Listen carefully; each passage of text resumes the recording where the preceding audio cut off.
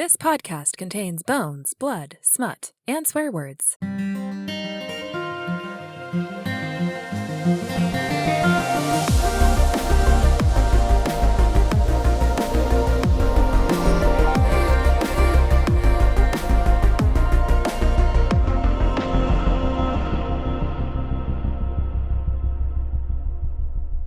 Before we get into the good shit this week, we wanted to remind you that we have launched a Patreon.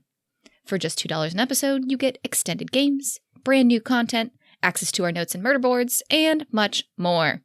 So, if you would like to be part of sponsoring John's purely academic research on the Roman Empire, you can head to patreon.com/frontlinefifth or follow the link in the show notes. Okay, now we can get back to that sweet, sweet Bone Zone action. Act 1. Welcome, penitents. Hello and welcome to the Frontline Fifth, a Locked Tomb podcast where newly minted lictors, they're only 13 years old, and that is what happens when you don't put age limits on your battle royales to pick podcast hosts. Explore the Locked Tomb series for the first time while a couple of dried-out bone witches cackle over how little they really know. We're currently reading Harrow the Ninth by Tamsin Muir, and this week we woke up with our swords stabbed through a corpse, but that's okay because we still have time to talk about chapters 9, 10, and 11. I'm Hannah, and like Abigail Pent, I'm a real sucker for the weird detritus that forms someone's life. It's why I'm obsessed with the dirtier, weirder, less organized antique stores. I'm here today with my fabulous co-host, Marie. Marie, you seem to be dressed like Abigail again? Marie, I have to tell you, I'm a little offended that Harrow's trying to avoid us this week. Have you ever run out of a situation without stopping? What is your, most graceless exit story? Well, none of my exits are graceful, but they are getting worse. And so I think part of it is that I, find myself regularly in conversations with people who are half my age, and they don't have the respect for elders that I had at that age. And so I do have the power Kids these days to just walk away, and I regularly do without responding. How much does your face serve as the final word? So much. I'm teaching lab, and they'll get comfortable, and then they'll say something just so completely out of pocket, and I'll just kind of look at them, and I'll just walk away. That's amazing. God, that makes me feel so uncomfortable when people do that to me. Whew, that's power. Oh. That is power indeed. Yeah, I'm realizing that I'm kind of an asshole and I take advantage of my power just because I'm I don't know what to do with this. And also, I can just walk away. And so I do. I don't think that makes you an asshole. That just makes you an independent, a strong, independent fifth house queen. So also with us today are our little lictors, Brooke and John. Brooke, John, how was your first night on the Mithraeum? It's the architecture for me. That's what I'm here for. Heard. What about you, John? It's a very similar vein. There's probably some butterfly effect somewhere in the past 2,000 years where this is just what the Catholic Church went with as an aesthetic, as opposed to gold and bright colors and everything. All we needed was one 5th century pope that listened to whatever the equivalent of My Chemical Romance or Breaking Benjamin is in that time. And we could have a Catholic Church that really does just fully embrace that aesthetic of bones and dark stuff instead of all the gold. And it could look exactly like this. When one of the Capuchins we've talked about the Capuchins 6 times on this podcast. I know. Yes. All we needed was one of the Capuchin crypt trip guys to become pope, and then all of a sudden everything looks like this. You're not wrong. I'm completely on board. Pleased with Michelangelo too, though. I feel like Michelangelo could have done real smooth, femurs. He would have been doing long bones and skulls. It would have been, yeah. Oh man, instead of carving skin, meat on bones, if he just got the bones itself. Yeah, bones. Yeah. Exactly. Wait, yeah. Add that to the merch pile. It's just David, but as a skeleton. Jod bone finger touching skeletons Birth of Adam. That's beautiful. I love that. It's happening. Sacrilegious merch. Let's go.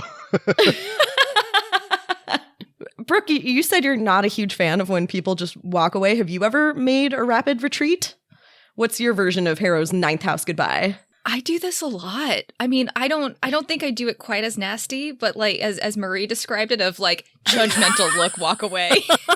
I don't mean it to be. I know you don't. It comes out that way. Oh my god. I've known people who didn't mean it that way, I don't think, and I'm still scarred by it. Warning. But I do very regularly just be I think I've reached my limit and I need to go now. It's been fun. Hugs. Bye.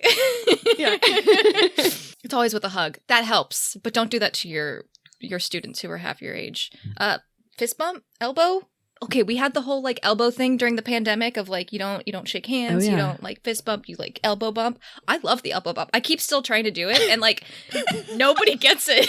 Nobody responds. You're like, why do you do it? I don't know. I liked it. We have so much family in town this weekend, and so I've come to realize that like the hallmark of an older person fist bump is the crossover, where they like tuck whatever arm isn't doing the fist bumping underneath the fist bump. Like they'll come at you and they'll just like they do like the cross. You know what I'm saying? Like when they go to fist bump you, they extend their arm over their other arm and they're like, yeah, fist bump, as opposed to like going outside the body with the fist bump. What? Okay, I got to look out for it now. This is fascinating. Just like when you see old people do fist bumps, they cross over. They're like they bring both arms into the equation. I don't know. Keep an eye out for it. Can we report back on this if you see this from older folks? Yeah. We'll come back. We'll put this in as a meme watch, except now it's like fist bump age demo watch. We'll report back weekly. Interesting. John, have you ever like booked a hasty retreat? No, not particularly, but I did have a friend in college who every time we went to the bar, his shtick was doing the Irish goodbye and then running home as fast as he could. So like, and he was like a very good runner. So he would just like, you'd be like looking around, be like, where'd he go? And then like you'd get home and he'd be like already asleep in bed because he just jogged home from the bar without telling anybody. And honestly, I have a lot of respect for that. Yeah, me too. I have two stories that kind of go in line with this. Once, when I was 13 years old, I was at Subway, and this was the era of $5 footlongs, and I paid with a $20 bill, but I forgot to get my change. And I realized the second I left the like restaurant, like door swing shut behind me, and I was like, oh God, I can't go back. So I never went back, and I have not been back to that particular franchise ever again. Not only did you not just walk back in for your change, be like, I think I forgot my change. You like were like ashamed by it and you were like fearful. Oh yes, I was like, this is the worst moment of my entire life. I cannot live through this. So I therefore must leave forever. It's And then this is not the same thing, but I had a very real experience this week. I was on the bus from the train to my work, and I was sitting there texting you all and listening to this week's bonus episode. And so I was texting you, listening to the bonus episode, and I could hear through my headphones the two like middle-aged to elderly guys next to me who were very loudly complaining about kids these days, how they're always looking at their phones and how no one reads real books anymore. And I wanted to like take out my earbuds and be like, hello, I'm actually being social right now. I'm communicating with several people simultaneously about a podcast that I do that's a literary analysis of books that we read, real books. But then I realized I was going to have to explain what a podcast was, and so I just got off the bus. That was a good choice. Yeah. Take the high road. So I do know that we all have a funeral to get to, but before we do, what were your thoughts about these chapters? God, John, I wonder if you're in the same boat as me. I am getting antsy. Like, we're not moving fast enough. The theme of like, you know, we have a chapter of the present and then an example of how it didn't happen. It's starting to kill me. Like, it is one step forward and then like one step like backwards or sideways. Like, we're diagonal. Yeah, diagonally in the backish direction, and it's killing me. Yeah, I was going to say pretty much the same thing, which is that like, especially after the pace of Gideon, where like the first chapters like just keep going. Like I think we have a fight by the like, you know, end of the second chapter with Gideon and Hera, right? Or third chapter. Like the pacing just feels. There was more gratification. Yeah. Yeah. Not disjointed, but just like, especially with the way that we started off with not the preamble, which the prologue and the paradox. Yes. Where it's like the very first thing you read when you actually start the book is like the emperor's going to die. Like it's the night before the emperor's murder. You're like, what the fuck? Yeah, and now we're 10 chapters in, and like basically nothing's really happened except for like a lot of world building. And then we just moving through the river at a very slow pace. I know you guys said one of the critiques of this book is that there's a lot of folks that don't like the pacing or like the like general just it slows and then it speeds up. So like I'm guessing we're getting to the point where it starts to speed up since we got a chapter that was basically 4 sentences long. I don't know about that. I wouldn't put my money on the fact that it speeds up quite yet. We're not even a quarter of the way through.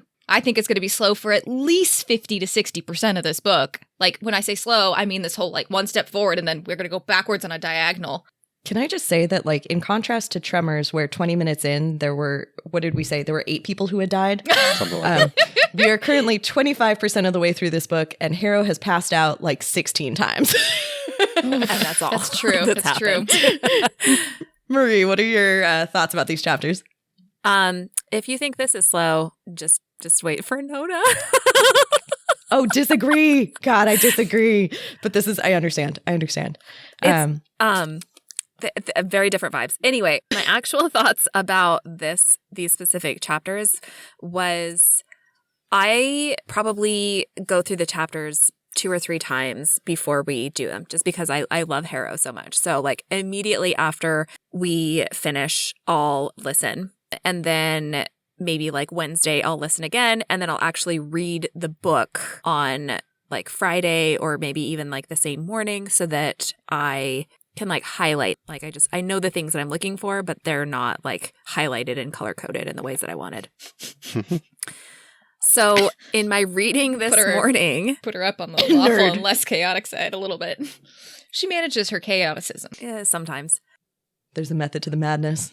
This time through these ones, I was like, yeah, this is one of those things that even more than Gideon, God, I loved Hansen's writing because it's just specific descriptions like Mercy grinding her teeth during the funeral. And it says she ground her molars audibly so much that they sounded like walnuts going through a rock polisher.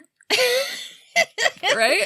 And it's just like, okay, I'm there. I've got it. Right? And then when this Saint of Duty rushes in and like tells them something and they became an exaggerated painting of tragedy, a lithograph of the moment before shirts were rent and hair was torn and blood rain pattered over the scene. Pretty visual. Yeah, it's just like, God, it kills me. I love her writing. That's what I got. Yeah. And similarly, so like my main thing, we've already been over it, but I particularly love her imagery. I love her descriptive prose.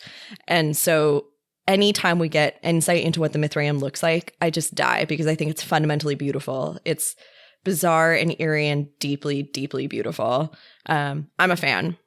I think that we don't have any memes this week for Meme Watch, but I believe that Marie has created a little test for us in our SAT prep. Marie? Yeah, so we're going to start easy and then go hard. So what is a skald? Is it a monk, a soldier, or a composer? That's the easy one. That's the one I don't know. Monk. I'm assuming it's soldier. Soldier. It's actually a composer. This is in the flashback chapter where Harrow says something about how Ordis just wishes that she would make him a ninth house skald. And this is like the kind of like Norwegian version of like the bard, the history maker, like the poet who's like kind of the oral history. Cool. I'm not going to remember that. Next up, this is a word that I love this word actually. Gaucherie. So does gaucherie mean sleepiness, awkwardness, or intrusiveness?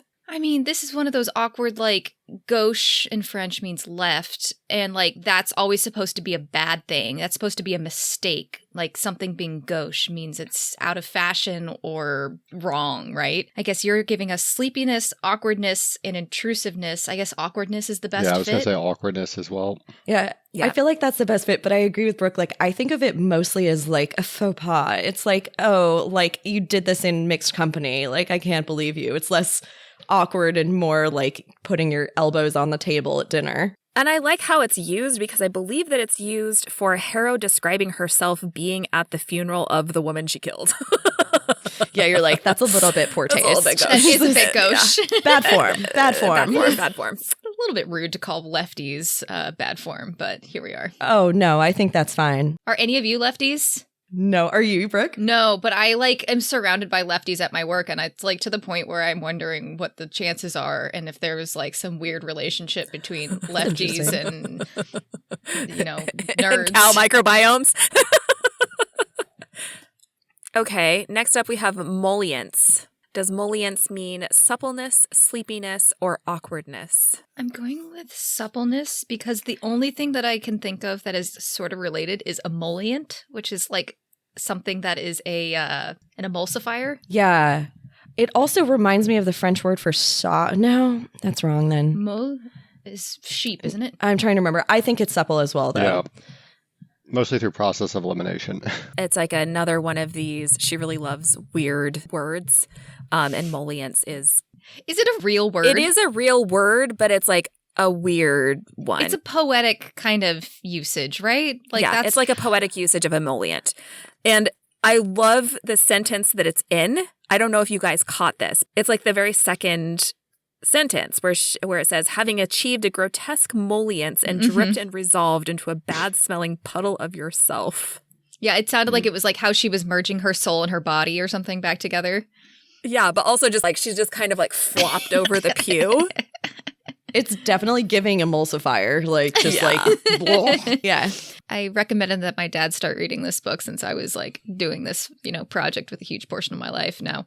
And he like started it. He goes, she uses words wrong all the time. I was like, Dad, it's about the vibes. But It's I also poetic. I don't It's think that she ambiance. uses them wrong. She uses them in a way where it's like, yeah, like it's like poetic. Like it's not like the exact like, oh, you this could is how argue you that would walnuts use it. have no use in a rock polisher, and you'd be probably correct. Like sometimes you put like ceramic and things in there, right, to like help Yeah, pad. but why would you put nuts in there? Walnut shells are used to abrade things, but like Oh, but usually it's the other rocks in the rock polisher that are polishing the rocks, right? yeah, but some of them are so delicate that you have to put padding I in so see. that they don't actually But break. I agree with Brooke that like it doesn't have to be literal for it to be visceral. You can feel exactly what she means. Yeah. Always. Yeah. Yeah. Okay, last one, probably the hardest. What is the past tense of abide? I fucking loved this. I love that somebody who's 10,000 year old is still going, abided? Abode? This feels like a Jeb Bartlett question from the West Wing. It does, like in the middle of a poker game when he Yeah. like is you asking people questions. I am going with abide. I think I it's am going abide, with too. same word. The dude The abides. dude abide. The Yeah. dude abides. The dude abode. The dude abided. The dude abide. Did he abide by the rules? I think he abided. I don't. Oh God. It's both. Either Yeah. one. Abode is wrong. I feel Let's that abode agree is on wrong. a biddle. A biddle. Yeah. A biddle? Abode A boodle? is old fashioned. Abided is like the newer, more accepted. Either one is actually technically correct. Abode is another word. Love it. It's a different word. Let's It separate. needs a house. Yeah. Okay. What are the three English words that start with DW? Dwell, dwarf, dwindle. There you And go. I will point out, actually, Hot that the damn. plural of dwarf is supposed to be dwaro, not dwarves. You're welcome. So, dear listener, while you get a Q-tip to clean up the blood leaking out of your ears, we present Harrow the Ninth, Episode 5. Heroes are passé. Back on our millennial code grind. Yeah. Act 2. My lipstick's perfect and I refuse to smudge it.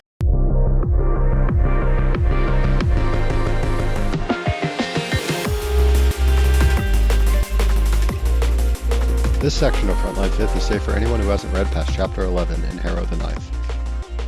Let's recap. Chapter 9, 7th House Skull, 9 months before the Emperor's murder.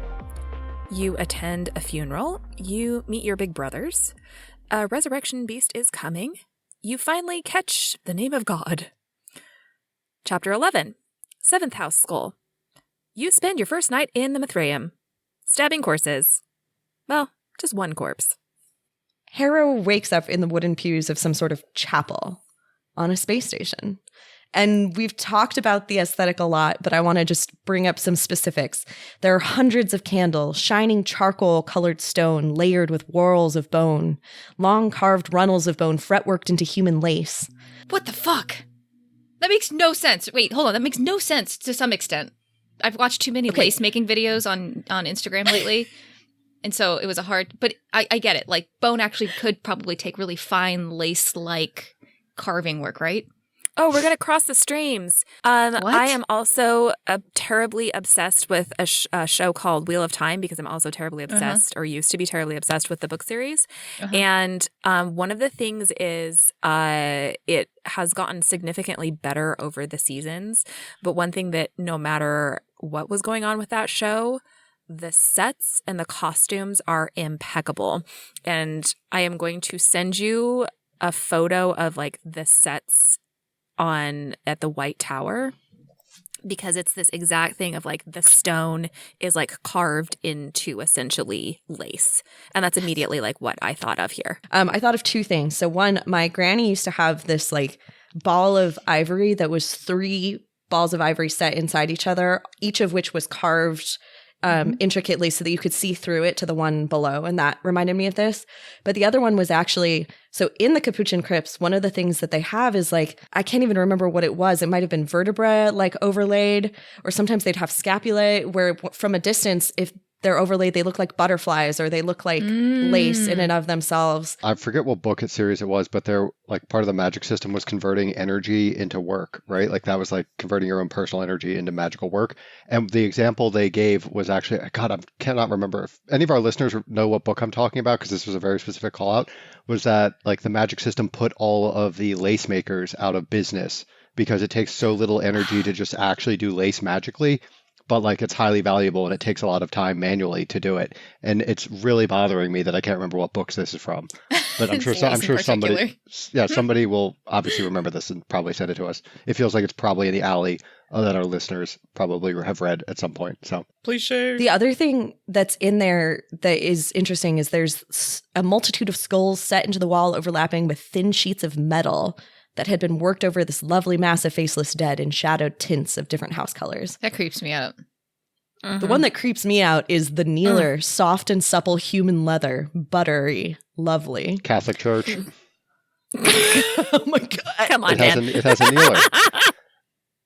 Yeah, but... I mean, yeah. All right. The references to human leather, human fat used for soap, it's definitely morbid, but like, I appreciate that they're using the materials that they have at hand when they don't seem to have animals. Yeah. I was going to say, is it bad to say it's efficient?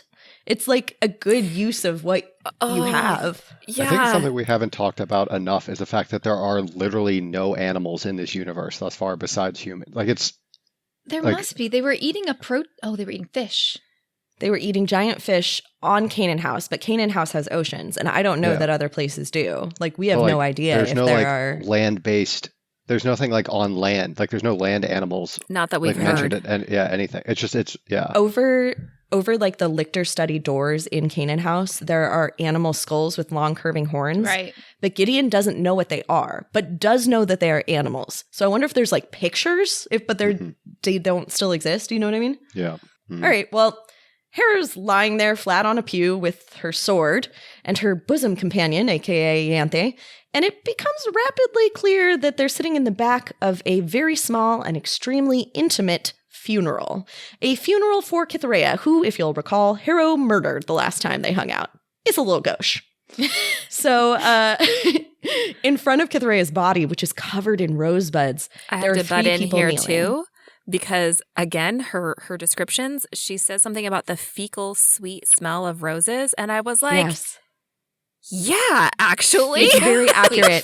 I agree. Yeah. There's something about it that's it's true. There's something about roses that always smells a little bit rotten or a little bit like... Wait, did you say fecal? Like feces?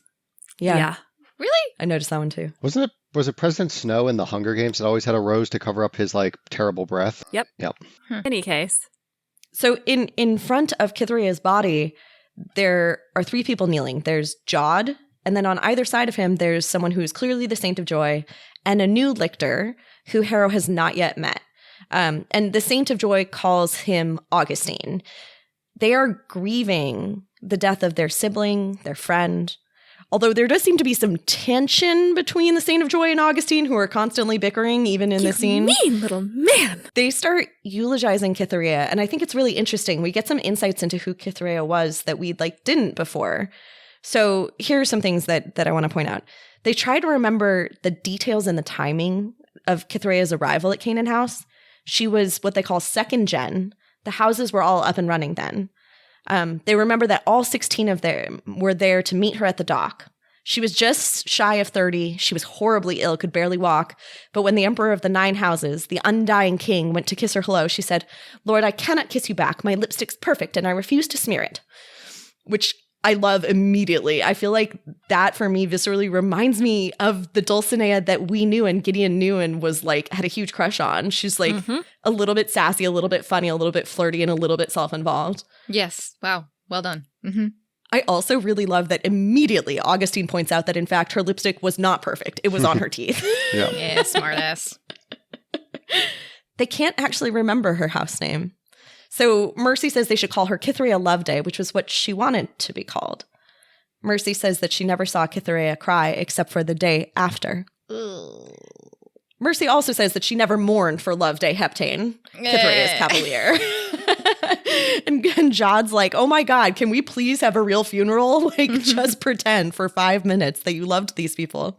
And when Augustine is eulogizing, he says, and Loveday gave her to us, so I guess God bless Loveday too. Exactly. Oh, snarky. Clearly, I don't think everyone was a huge fan of Loveday. But I'm a huge fan of Loveday based on these conversations. Right? I think this is hilarious. And Loveday also clearly was like deeply invested in Cytherea. We remember at the end of Gideon the Ninth, Cytherea, when she's in her battle, basically says that they thought it was the only thing that would save her life. Like she and Loveday agreed to do this. So Augustine says he never heard Cytherea say an unkind word except when it was very funny, which again is giving the Dulcinea that we used to know. He says she loved us unguardedly, all of us. And that one actually is a little different than the person that we met, I feel like. But it's interesting. Mercy says she was generally an endearing little fool, dreadful little fool. It's interesting to get that backstory and just see kind of like what, I think we get a little bit more flavor into what was like her trying to emulate Dulcinea versus like what part of her was actually her. Like clearly she like pulled a little bit of stuff in because we can kind of see some parallels between like the letters that we got in the study of Dr. Sex, like, and how like Cytherea acted.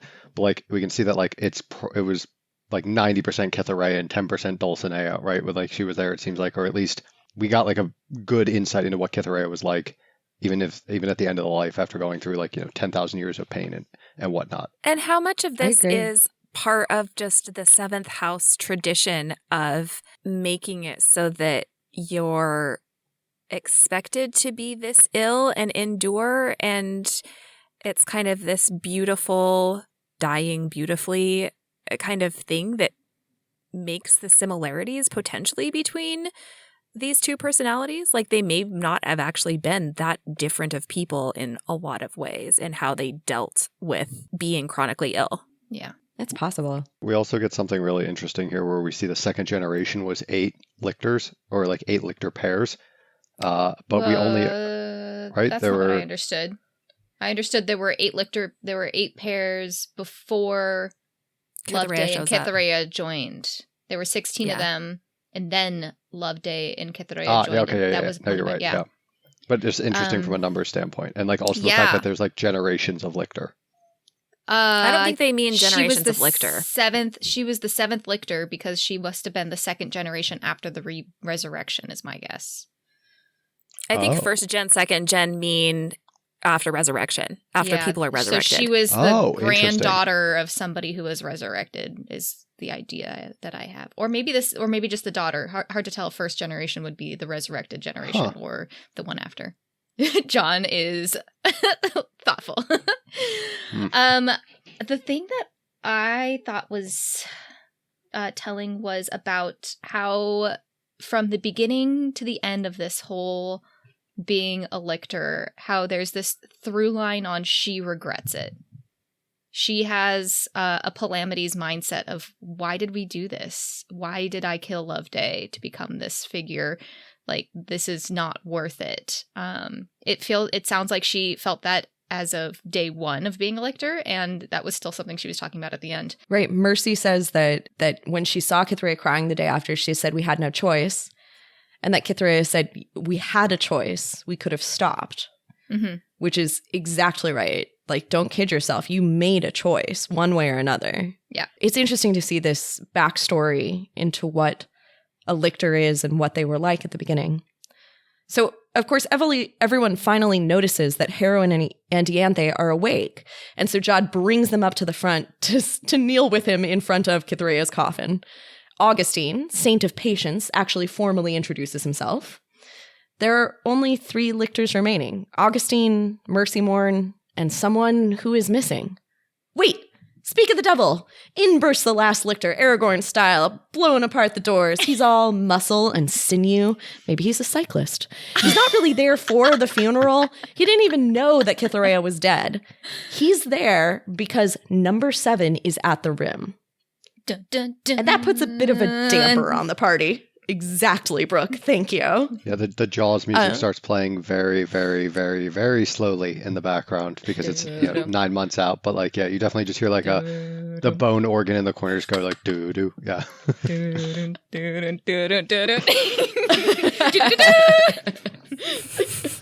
seven's at the rim. We're gonna need a bigger Mithraeum. Number 7 has indeed caught up. It's going to be at the Mithraeum in less than 10 months. Oh, that's like right around the date of the Emperor's murder. Brooke's so good at math. There are only 2 options, run or fight. And Jod chooses fight.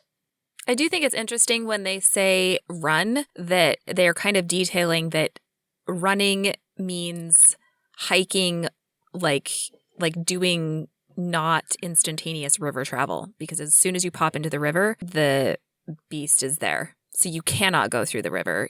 They just came out of the river. I find that a little bit confusing. Right? Well, it makes you wonder, but we know how fast they took 6 minutes to get however far it was. So it if after they popped out, Harrow's been unconscious for an hour, if at that point I see your the point. beast drops into the river, it's now already only 6 minutes away, really.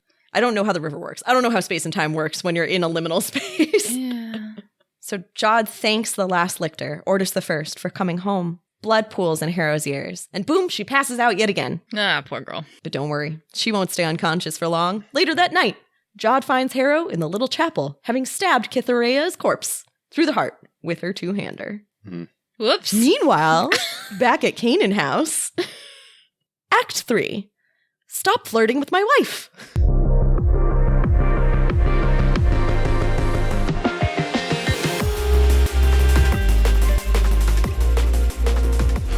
Let's recap. Chapter 10, Broken 5th House Skull. Abigail shares her research. Harrow flees the 5th. For all that, I'll make you suffer. Back in Canaan House, Ortis is declaiming from the Noniad in the library to the captive audience of Magnus Quinn and Abigail Pent. Harrow cannot remotely handle it. So Harrow's like, please fucking stop. And actually, Abigail and Magnus are pretty bummed that Harrow interrupted. Magnus says Nonius was just about to go into battle with the rebels and give them what for. He says he never gets what for, normally. 5th poetry's terrible.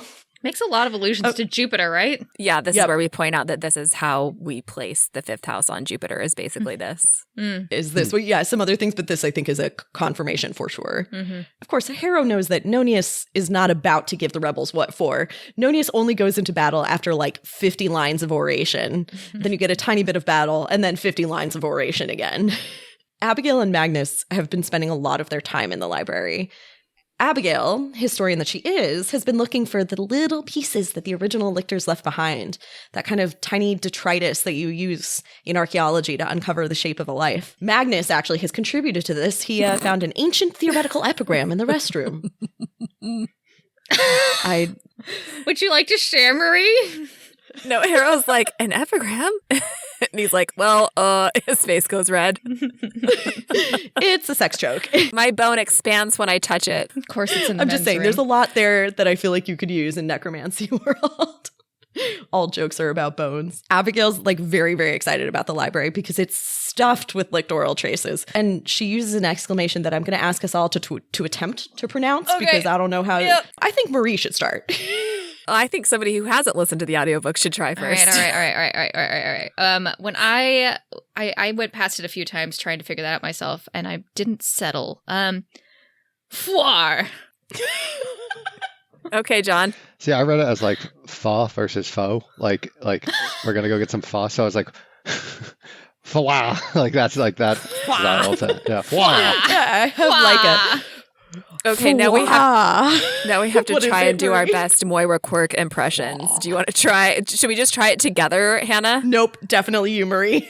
phwoar. I don't know. How does she do it? That's a lot like mine. Phwoar.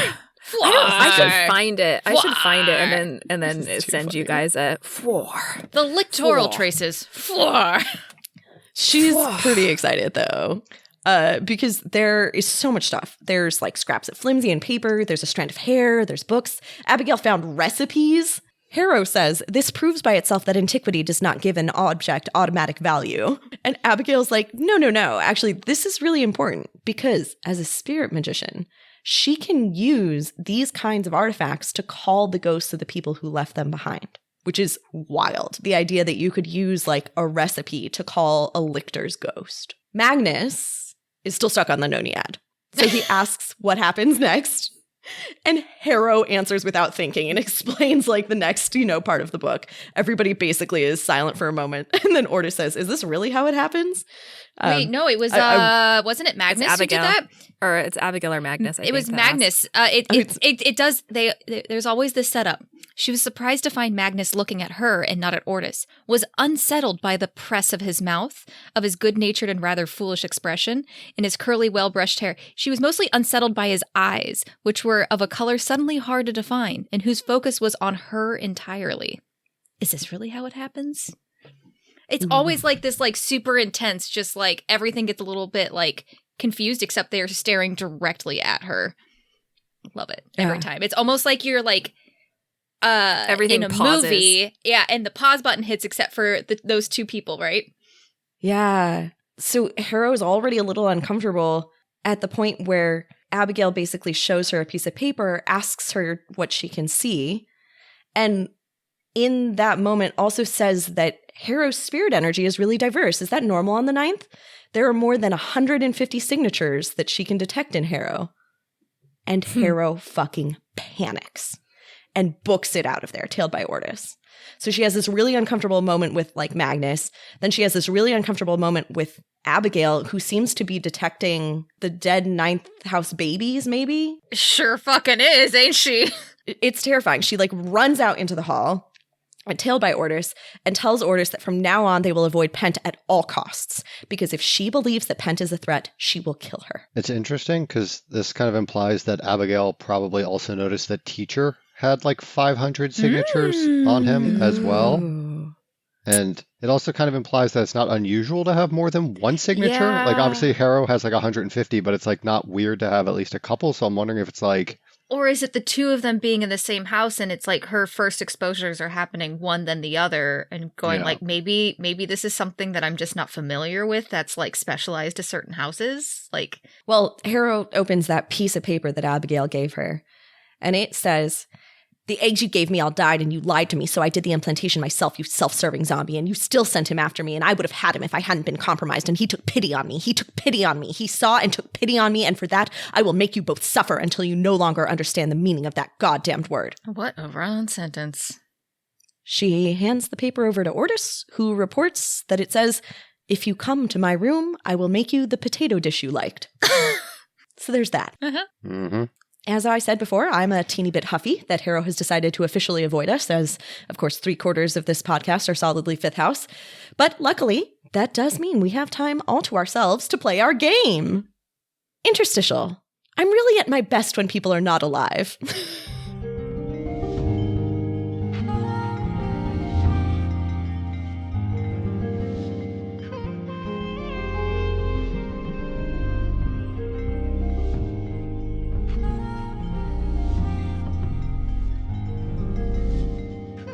You know, not everyone loves attending funerals as much as Corona, who's mad for military funerals.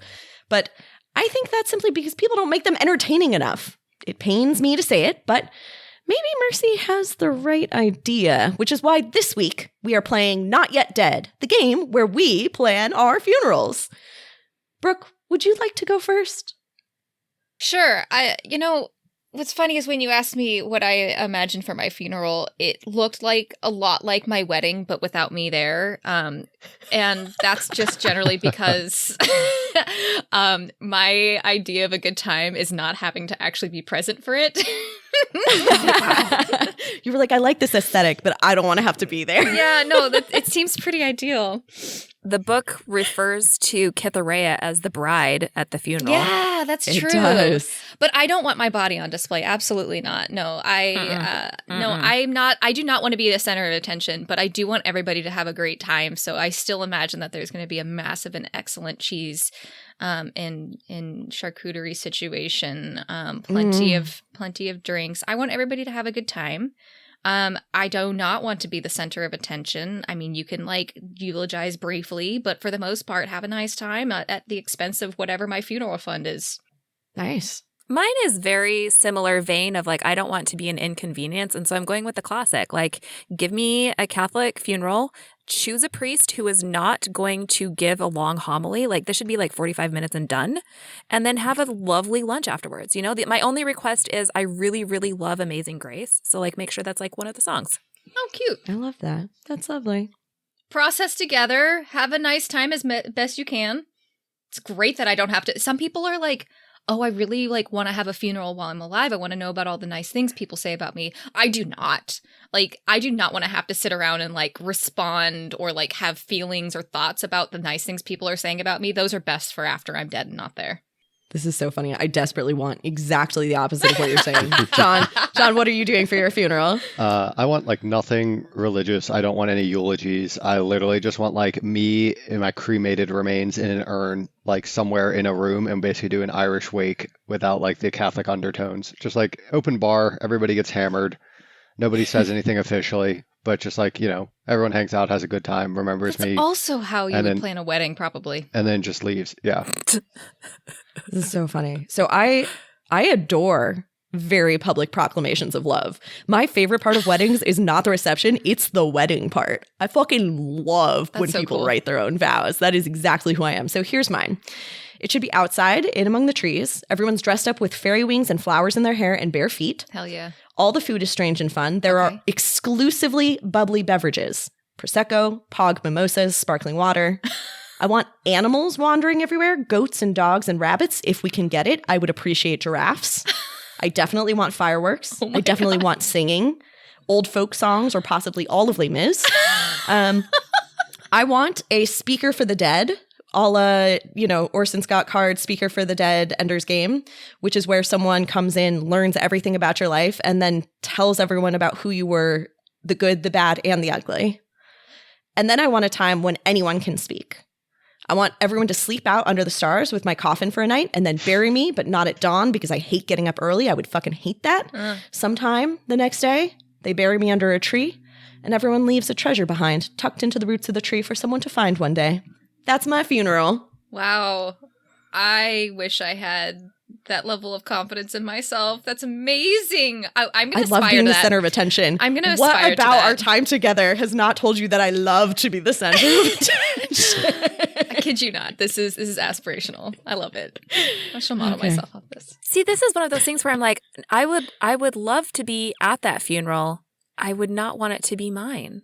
Yes, I totally understand. Okay, I disagree. I would totally want to like be that person and feel like I deserve it. I think that's my problem. Brooke, you definitely deserve it. Here, whoever is in charge of throwing your normal funeral can throw your normal funeral, but then afterwards, I'm throwing this funeral for you. Yay! Yeah, I'll be there. I'll spend up until everyone's about to go to sleep, and then I'll come back in the morning. But I don't camp. I hate camping, so I'm not sleeping outside. No matter how much I like you, I'm going to a hotel or something else, and then I'll come back to bury you in the morning. Yeah, in Jewish tradition, you're theoretically supposed to sit Shiva. You're supposed to like stay up with the corpse all night before it gets buried the next day. And it's not open casket, but you like stay in the same room as the coffin, which I don't necessarily need because, again, I don't like staying up all night. But John, my point is you can stay up all night. You don't have to camp. You can just hang out with me and tell me stories. It's about glamping. Glamping. Walls. Toilets. A lot of Hard pass. beer. Okay, I'm definitely taking you camping this summer. Well, I've got to run out and buy some flowers and book the petting zoo for mine first. But I think it's time now for some rampant speculation. Act 4. Scholarship is best made as a communal effort. Brooke and John may be our seriously younger siblings, but their conspiracy theories are as good as any 10,000-year-old lictor. So, Brooke and John, what the fuck is happening? This is kind of a weird week in which I feel like I actually kind of have a handle on what's going on. Like, it feels like there's a beast battle that's imminent. Like, we already been told kind of what happens to some extent, what happens during that beast battle, Emperor murder situation. We can see that Hera's reconstruction, like mental reconstruction, seems to be a little bit leaky. Do I know what's going to happen next? No. I'm itching to read on. Yes. John, before we get into my breakdown of this letter, that's kind of the main thing I was focused in on. Do you agree with me? Do you have the same sort of feeling coming out of these chapters going into the next? Yeah, the breakdown here I think fits into our conspiracy theory I've had for a while, so I'm very excited to get to the note and kind of what I think it means. And I really appreciate you laying it out in such an organized fashion. But we're just like, and I know you guys said they did this, and I don't think it's a spoiler to say that, like, you know, there's a lot of buildup and a lot of Easter eggs and a lot of just like details that I imagine we will probably go back to. Yeah, I feel like we're just building towards something, and then every puzzle piece is going to click into place even more so than it did in Gideon, and I'm going to be really annoyed that we missed a bunch of things. But realistically, it sounds like from what you guys have described, there's not really a way for us to have guessed what's going to happen. So we'll see. Maybe I don't know if I'll be more or less disappointed in myself than I was when we finished Gideon and how close we got on a bunch of things to be determined. So the main thing that I think what had some like good meat for obsessing over and trying to guess at was this letter where that started, "The eggs you gave me all died and you lied to me," which is what we got a glimpse of back in like chapter 3 or something. Overall, I'm going to shoot my shot. I think this is a letter that was written by Mithraeum, and I think you in this letter is the Emperor. And I don't know why or how it is that Hera's seeing them, but that's my thought. I was leaning towards the U is, I think it's the Emperor, and I think the eggs are... So I have two schools of thought here. The first is that the eggs are from Anastasia, and we implanted it in whoever became Gideon's parent, Gideon's mother. I think this whole thing was setting up Gideon's parents. So I think like the eggs are maybe from Anastasia and they didn't work because the Emperor is a self-serving zombie, or it could be referencing the fact that like Anastasia is the body and is like, we think is walking around, right? So like also in kind of zombie mode. Oh, okay. So you think you could be Anastasia?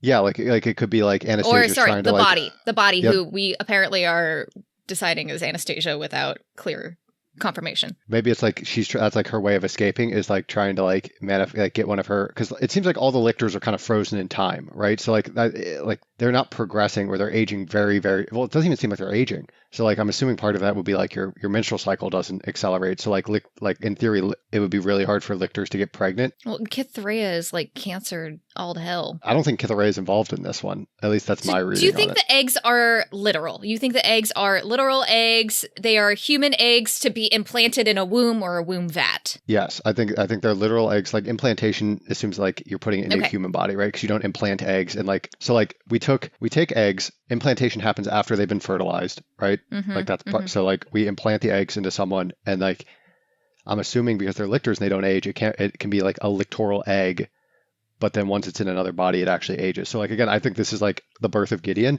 and this is also why the lictors aren't talking to each other, because I'm guessing there was various schools of thought and or factions in terms of like, do we want the Emperor to procreate? Because I still think the Emperor is Gideon's father. Interesting. So okay. like I think like the factions are like split along, like because he's technically pre-resurrection, like something with like the bloodlines or the energy or something. It doesn't matter anyway. Like why wouldn't it be Gideon? Why wouldn't it Ortis the First / Gideon the First be the father? Russet haired. I only think it's just because calling out Gideon. Again, this is like the teensiest of teeny threads, but I really just think it's because Hera Hark didn't die when she went into the tomb, and it only lets in. Yes, right. I see what you're saying. And so, like, it has to be. So, like, the only way for her to survive is either Harrow is from the Emperor, which I don't think, like, we know who her parents are, like everything else, like, you know, creation of 200 babies. Or the other answer is, like, she had parts of Gideon in her, and Gideon's part Emperor. So, like, I think it's Emperor bloodline implanting an egg from somebody into a regular human, and that's why we get Gideon's. Anyway, something there. Like, that's my conspiracy theory. That is quite rampant of speculation. Yes. I don't know if I'm sold, but I'm not. I think this letter could also just be a red herring that we're reading into. way too much. Maybe it's something entirely different. I'm leaving that option open. Can I just throw out there that he took pity on me? Could be just like he let me go. Like I guess maybe some people didn't agree with it and they let it go, and that's how the Gideon's mother gets to the ninth house is like she's dying. He takes pity, sends her. I don't know. There's something there. That's me calling my shot. We're talking about the process that led to the birth of Gideon. I do agree that the implantation. I had the thought that maybe the Gideon Nav was the product of this implantation. So I think we are somewhat aligned on some of these things. Wait, did you say you do think Mithraeum wrote this letter? I don't think so. You don't think so? I think part of it, and we've seen Mercy Mourn's like expertise over the human body. So like it seems like it would be well within a lictor's power to implant an egg and like make it grow, right? So it's definitely I think it's one of the lictors writing to either the emperor or the body in the tomb, which we think is Anastasia. But Mithraeum was the one who wrote, "You lied to us" on the wall in Canaan House, which felt like a pretty close parallel to the eggs you gave me all died and you lied to me. And also, she's compromised. The only other thing I was going to throw out is, do we still think Ortis the First is actually Gideon the First? And like, yes, because as soon as Harrowhark hears his name, she passes out. Like it's like like it like triggers whatever. Yeah, that's why I said her mental reconstruction is a little leaky. Yeah. All right. Well, I guess we'll see if any of that happens next time when John and Brooke settle into the Mithraeum properly in Harrow the Ninth, chapters 12 through 15. That's right, John. It's a forfer. Very excited. And if you, dear listener, are, like me and John, reading along for the first time, make sure you find our reading calendar on our website, frontline5th.podbean.com. Or follow us on Instagram or TikTok, and you can buy our gorgeous merch at the Redbubble store, all of which are linked in the show notes. If you like this podcast, please share it with your friends, and give us a 5-star rating anywhere you can. And if you didn't like it, feel free to lie. Now head off to sleep, my baby necros. Mommy and Daddy have some deep spoilers to discuss. Get in, losers. We're going speculating. Act 5. Icy, exhausted tedium with top notes of intrigued disgust. Warning. This portion of the podcast is 98% spoilers and like 2% snickering.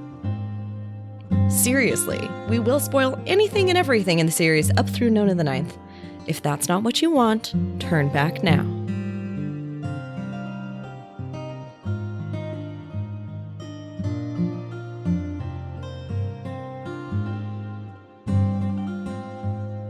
Shall we start with our junior's dissection of the note? I don't know that I have a lot to add. They are going to be so confused. Well, okay, so here's the best part. They have pulled apart some of the most important spoilers that are coming up. Mm-hmm. Like the idea that Gideon is the child of God, the idea that this is potentially, these eggs are human eggs that can, fertilized by God and are being implanted. All of this fucking genius. Deep cut, brilliant. They do not know that Wake exists. They literally do not know that character exists yet. Yeah, so there's no way. Yeah. There's also some stuff in here, actually. So there's stuff in the notes that Brooke didn't say out loud, but I want to share with our listeners. So Brooke actually has a number of things in here, like, did the Emperor send someone after Mithraeum, e.g. Ortis the First? And he took pity on me. Is that the Emperor or is that Ortis? I'll make you both suffer. Is that God and Ortis or someone else entirely? So she's like thinking about how Ortis the First / Gideon the First fits into this, which is a whole other layer because that's very funny. Not the bio parent, but definitely sleeping with the mom and definitely after her. Well, and it's so funny because the both is, again, like not anything that you could understand what is going on, right? Because you don't know that Pyrrha exists. Yes. No, there's a lot here that they could not have done better on. I think they did as well as they possibly could. Because there's like, you can't know. You cannot know. The only thing will be like, if they're able to like go back to this once we finally get to this point in the book and be like, oh shit, that's what the note meant? Yeah, like I think they actually are going to really enjoy, I hope they do collate all the notes together so that they can go back and reference them later. There's only a couple things I wanted to talk about. What is it just in this episode? I've already forgotten that I texted you because I was so mad at you. Okay, which was hilarious. Sorry, I got that text and I was like, oh, I didn't know I did anything. I like literally, that was one that was not intentional. Usually when I'm like making fun of John being God and whatever, that is me being a dick. And I was like, I don't even know what I said this time. I think it was something about like Augustine. Oh, no, that's right. Okay. So we also recorded today a like bonus game for our patrons. That's what it was. And Brooke was saying that she thinks Ianthe would be best friends with like Oh, yeah. a cool guy slouching. And I was like, and he probably has a cigarette. And I was like, but I was thinking about like, I was like, she does like Augustine because he's like. No, as soon as she starts describing who Ianthe would hang out with at high school, it's Augustine. It is Augustine. Thank you. I'm so glad we were on the same page because that is exactly what I was visualizing. Oh, that's good shit. Yeah. No, and then you're like, and he'd probably smoke a cigarette. And I was like, Hannah, you can't do this to me. I don't know what my face is doing. God. You know what, the thing that I actually have been like trying to like tone down a little bit is the cows, because my desire to constantly reference cows now that separately John and Brooke brought them up at random points, and now I can't let it go. Like I can't, everything is secret cow level from here on out. And everything is it's going to be such a long payoff. We need to start like slipping in soup jokes. This is, okay. I actually thought about that too. That's very good. I mean, I think she starts cooking soon. Yes, she'll talk about dinners soon. Yeah. It was also, okay, can we talk about this? It's so fucking funny to me because they were like, these chapters were really slow, but I'm sure they're going to speed up soon. And I was like, nope. The reason we're doing 4 next week is because it's relatively slow and we just got to fucking get through that so we can get to the action. Nothing happens most of this book. Yes. So much, you're learning so much, but nothing happens. And I feel like that is how Nona feels on the first read, is that nothing happens. Even though there's so much happening, it's just that Nona doesn't give a shit about it, and so you don't understand. This is so funny because this was just like not at all my experience reading Nona. For me, Nona was so exciting because it was a world that I had never touched before. This is a world that's like fairly stable and well established between everything I've read in sci-fi combined with like having read Gideon the First. So it felt much slower to me because I did not do a good job dissecting this in real time when I was reading it the first time. So like the eggs you gave me all died. I was fully thinking chicken eggs. I was like, this is just nonsense statements. I was ignoring every note. And the notes are like an actual thing that happened. It's fascinating.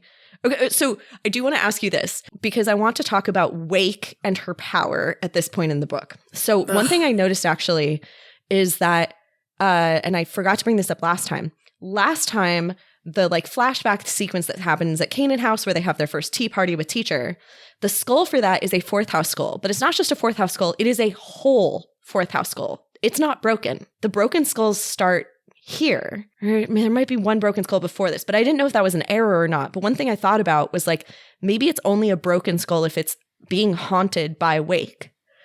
And like by the end of the bubble, Wake wakes up, they do an exorcism, and Wake is virtually all powerful.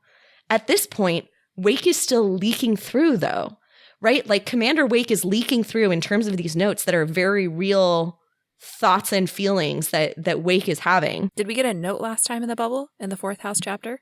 No. Yeah, so maybe that's what it is. So that's, yeah. But it's interesting because like we know that Harrow did this temporal lobe like surgery, did this lobotomizing on herself a while ago. I don't know when Wake starts to haunt her, but I think it's during that process. I don't think Wake was always haunting Harrow necessarily. What do you think? I think Wake is there haunting her the moment she touches the sword. Okay, from sword onwards. That I believe. I like that. The other thing I wanted to think about actually in this context, and especially in the context of what we learned through The Unwanted Guest, I think it's really fascinating that Harrow is able to answer the question, what happens next in the Noniad? Harrow knows what happens in each book. Actually, much later, she ends up like from memory declaiming. And I don't know if real life Harrow in the past had that ability or if it's partially Ortis literally leaking into her own memory. Like how much of this is because she's now kind of sharing space and being on purpose haunted by Ortis, or how much of this is Harrow's actual memories from the 9th house? I think it's either way could be true, but I think it's actually funnier if all along she's always just known this much about the Noniad, just because like there's nothing funnier else that way. Like there's nothing else new to read. Yeah. No, it's definitely funnier that way. I just started to wonder like how much how much soul mixing is there really? Is everyone kind of picking up a little bit of each other all the time? How much can you like tear apart these pieces? I just don't know the answer. I just thought it was kind of an interesting question. We just got a text message from John saying, "Motherfucker, we were right." About Right what? about what? What's in the next chapter you know what that it is is? right about? The very next chapter is the planet that Mercy takes Harrow to kill a planet. And that was one of John's speculations, was that they were killing planets in order to, I think that's it. I want to point out, because I think we've talked about this before, but I have made a timeline. Yeah. So the timeline isn't perfect in this book, and I don't know how much of it is Tamsin lost track and how much of it answer it. John is calling me. Put him on speaker. John, you're on speaker. Are you guys still recording? Yes. You motherfuckers. Which time? Which time? I just got to the part where, I mean, maybe Marie can blur this out, but we stuck a sword into a planet and killed it. We were so right. Oh my God. We nailed something. Anyway, I'm 2 pages into the reading and I was like, motherfucker. So anyway, I figured this would be good for team content. Yes, it is. Thank you. All right, cool. Have fun, guys. Bye, John. Bye. That was impeccable timing. Oh my God, that was good. I'm gonna cry. All right, what you were were you talking about? You were telling Timeline. us a little bit about their timeline. Yeah. Yes. The next chapter after this, actually in the timeline, is like chapter 19, which is the first murder attempt from Ortis. Really? Yeah. Oh, that's right. Because there's like, it basically flashes back to the first time that There's a flashback within the flashbacks. So like, as you're reading this chronologically, you read chapter 19. That's so fucking bonkers. She's such a crazy person. She's all over the place in this book. This actually, in terms of like, this goes very slowly. I've said this before, but for me, it intentionally parallels the structure of the Noniad, where like there's a lot of talking and any fighting happens very quickly. And a lot of talking and a lot of talking. And then it's like, you like learn a lot of things, but it's like a slow read. Yeah. Yeah. Hold on. Before we get out of the bubble, I want to just mention some of the Easter eggs that I thought were the best this week. So my very favorite is Abigail saying, "I'm really at my best when people are not alive." And I'm like, yes, you are at your best right now. That is why we love you in this book. So funny. When Harrow is talking about her cavalier and what a cavalier should be, she says, "She is a warrior." And Ortis says, "I'm glad I never became that cavalier." And that's really good. And but the last one... What? The last one I really liked actually was that Harrow says that, they're still at the door of the tomb and its rules hold clear. And that for me was interesting because Harrow is dictating the rules of this entire show. Yes, her rules do actually hold clear and they hold sway. You don't get to go against her rules. That's what's making this play happen. Okay, back on the Mithraeum.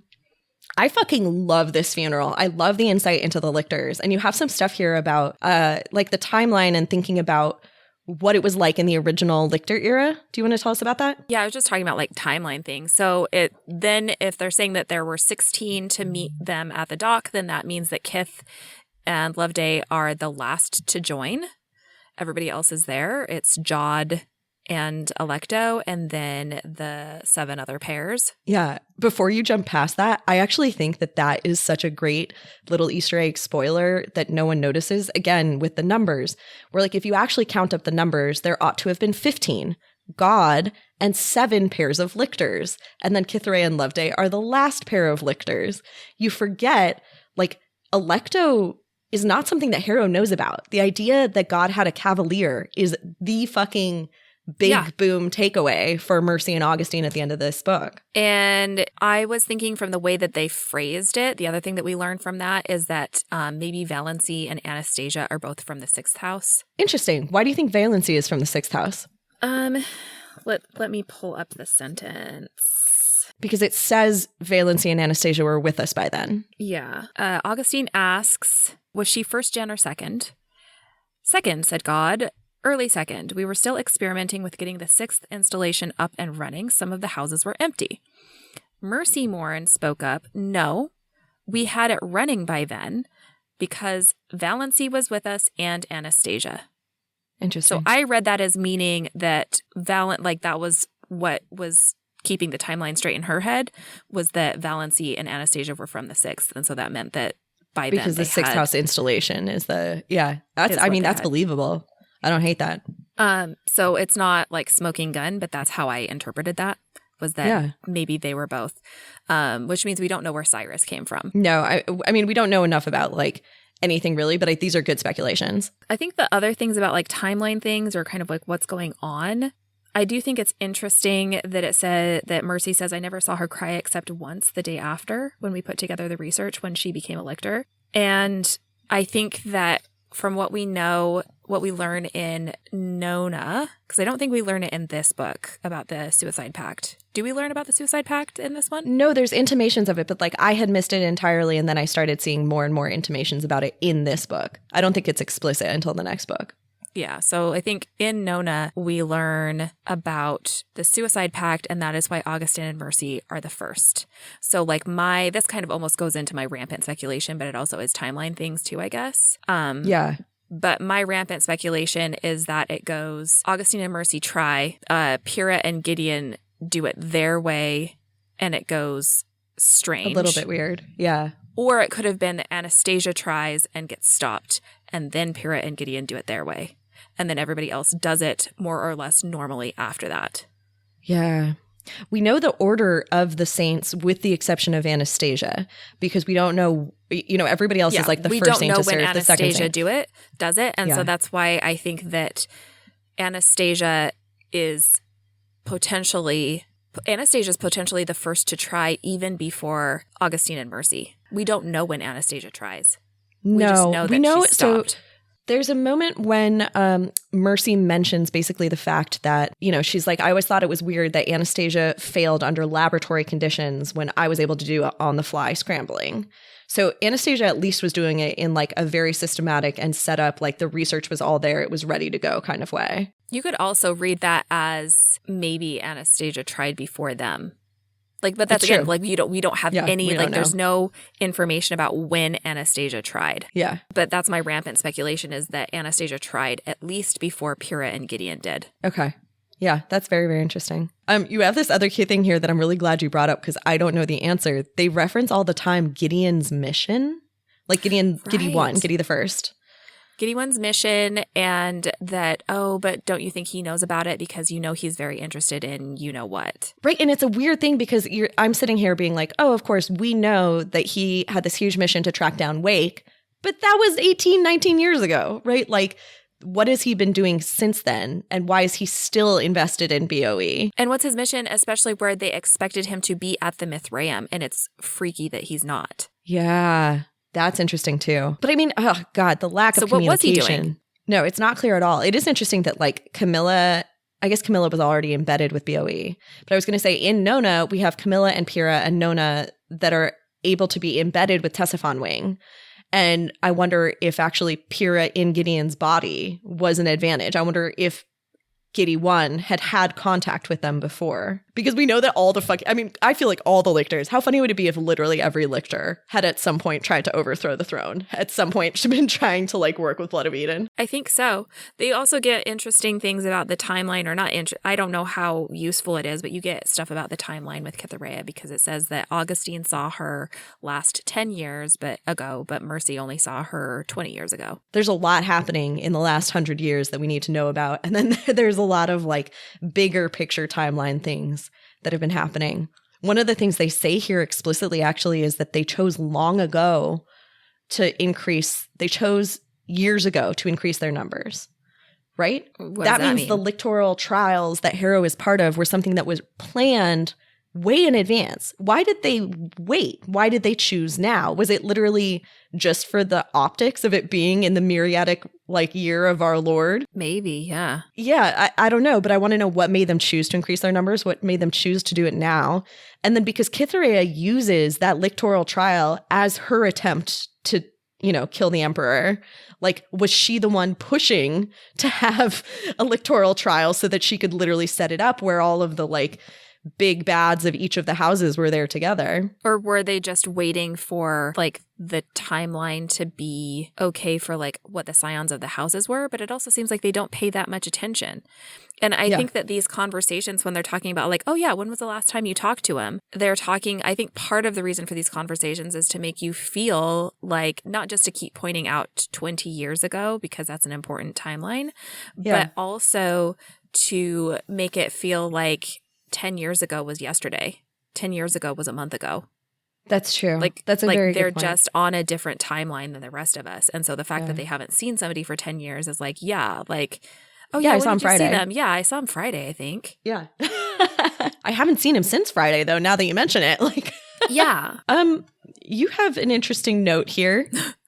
I love this fan theory that the reason that Gideon is described the way that he is. So I think I texted you after last week that you had this wild, rampant speculation that maybe Pyrrha was the necromancer and Giddy 1 was the cavalier. And so it's actually opposite. I think that they would say something about that. I think that they would be oh yeah, this lictor is weird unless that goes into something where Jod is constantly wiping people's memories.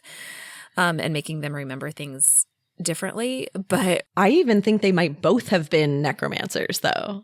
Something weird. But you would think that they would talk about, but it's also they treat the Saint of Duty very differently.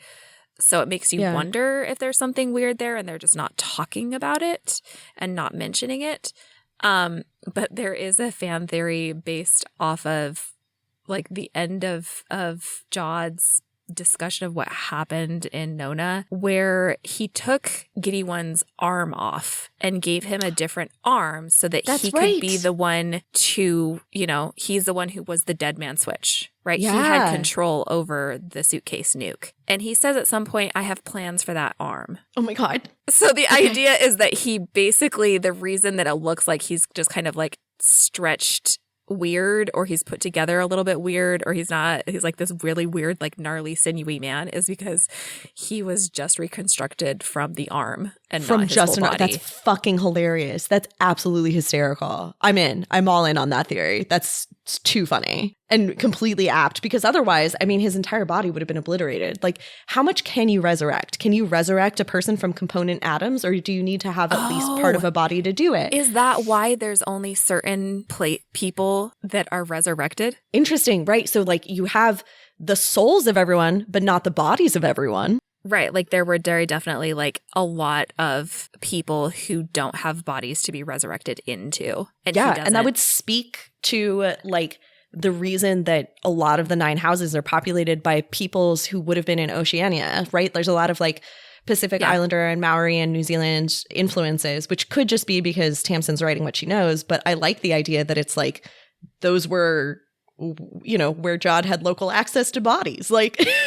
Yeah. Or that's why it takes so much power to resurrect somebody, because it takes that much power to soul power to resurrect a body that's been vaporized. Yeah. Yes. To bring all of it back together. He does manage to bring himself back from component atoms when Mercy murders him, but that's a whole other beast. That's potentially. A whole other thing we don't know. And we know that his power is weird because it doesn't. It's weird. Oh, it's very interesting. It doesn't seem like it's normal, quote unquote, normal necromancy. Marie, what do you think happens when a lictor dies? No, I just genuinely, I feel like it's such an interesting thing. I don't know why they actually are able to kill lictors, really. Mithraeum gets stabbed and turbo cancered, and then is gone. And also Loveday is gone. And I don't know the details. I don't know how these things work. Meanwhile, Wake had to be killed both in Soul Land and also in Body Land. Yeah, I don't think that I understand how it works. I think it's how Teacher is a bunch of souls. Yeah. But they do come apart in the river. They are distinct in the river. but Although, still attached to each we're other. going to have to talk about what we think, like, eventually we're going to have to talk about who we think Teacher is in the bubble. Like, how much of him is accurate and intact and what we expect. Ready? Yeah, I think I'm ready. Act 6. See you next time, my little nunlets. Well, it looks like we were sleepwalking or something, so we're going to go back to our chambers on the Mithraeum, but we'll be back next week to run through Harrow the Ninth, chapters 12 through 15. If you want to follow along with us, our reading calendar is available on our website at frontlinefifth.podbean.com, and you can follow us on Instagram and TikTok, which are linked in the show notes. If you enjoyed this podcast, please tell your friends and give us a 5-star rating anywhere you can. And of course, if you didn't enjoy the podcast, feel free to lie. We have a Patreon, which you can join for access to bonus content every month. You can become a patron, and they are cooler than space at patreon.com/frontlinefifth. And you can check out our merch at our Redbubble store, linked in the show notes. Finally, if you have any fun theories you'd like to share with us, feel free to email us at frontlinefifth@gmail.com. And with that, I'll just remind you not to unlock any tombs or enter any doors without permission because, ghosts. Bye! Frontline Fifth is a Locked Tomb podcast conceived by Mariana Mako and starring Mariana Mako, Hannah Grenwald, Brooke Anderson, and John Ryan. Our cover art was designed and created by Mariana Mako, who also edited this episode. Our fabulous music was composed and recorded by Blake Anderson. Sonia Grenwald designs our killer merch. Hot. Gorgeous.